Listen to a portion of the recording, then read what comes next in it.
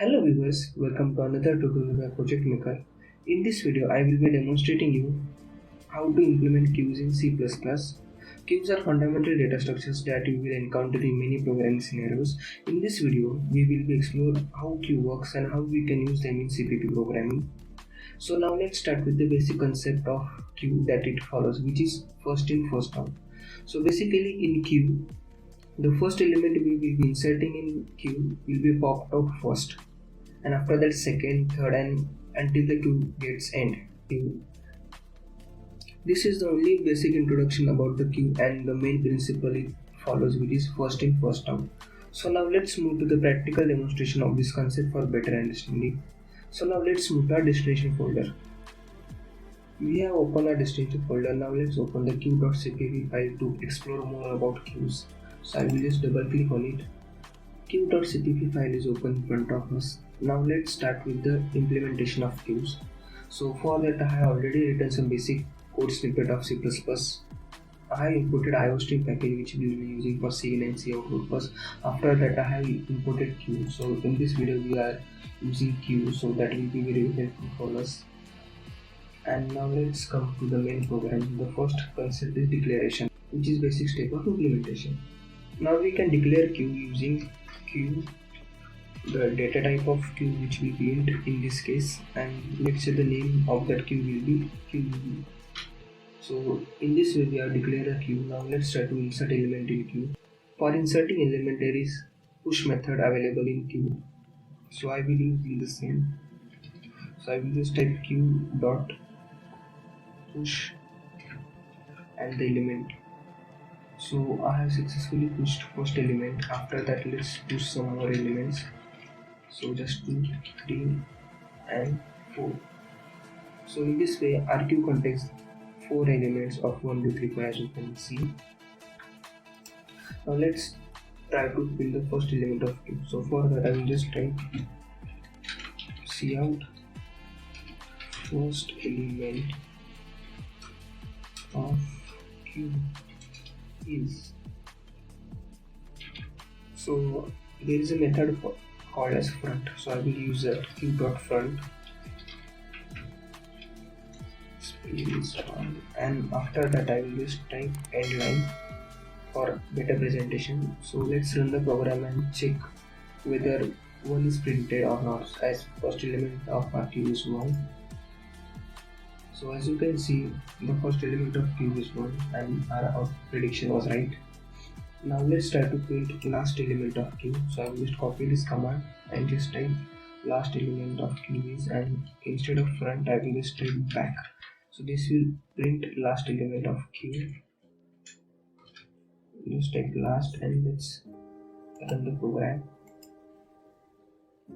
So as you can see, the first element is 1 and last element is 4. So we are going correct till now. So deleting an element. Deletion of element in queue happens from front sides, as it follows the principle of first in first out, which means the first element inserted in the queue will be removed from the queue first. So in this case we are inserting 1 as first element, so this element will be removed from our queue first. So to delete element from queue there is a command called queue.pop. So using this command the one will get removed. Now let's check the size of queue. It has reduced or still remains the same, so that we will get confirmation that the first element is deleted from our queue. So for that I will just close it and just write here queue.size, which will print the size of queue. So simply run the program. Oh, actually I have not written a cout. So I will just write size of queue, and after that simply write enter for better understanding. I hope this time it will work. So as you can see the size of queue is 3, which means that our first element is removed from our queue successfully. Now let's move ahead. After that, printing queue elements. So now let's print all queue elements.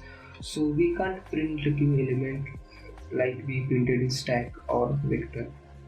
To print element in queue, we have to simply print the first element and remove that element from queue, and print second element and remove it from queue. Like that, we have to print element from queue and make the queue empty. Now let's move to the practical implementation of it. So I will just write while empty queue.empty. So this will check that the queue is empty or not. If queue is empty, it will break the loop, and here we will simply write queue.front, which will print the front element. Just write endl.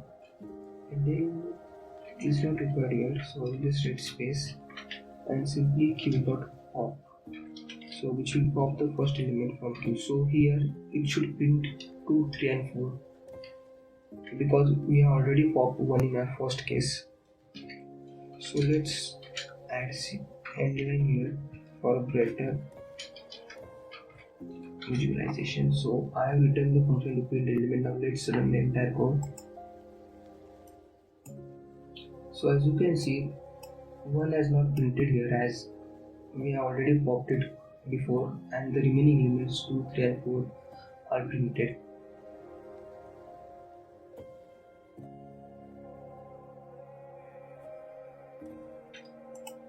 Accessing specific element in queue. We cannot directly access the specific element of queue using .add method which we use in stack and vector.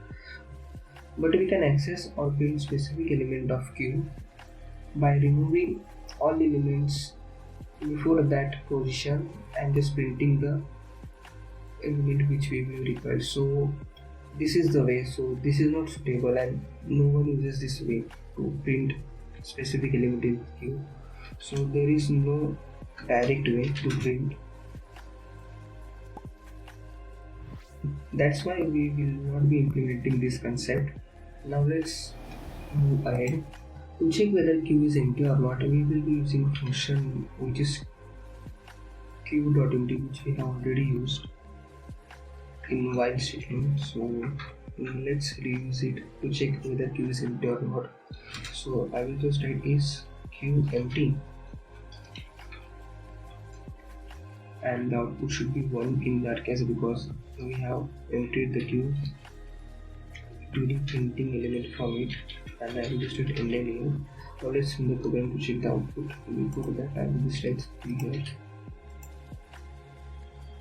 As you can see, is queue empty, which is 1, which means that the queue is empty. After that, now let's check the size of queue for re-verification. So I will just copy the size which we used now and just paste it here to save our time. I will just use run once again. So as you can see, initially the size of queue was 3. After that, we printed elements 2, 3, 4, and the queue got empty. After that, we check for the queue is empty or not. So it returned 1, which means that queue is empty.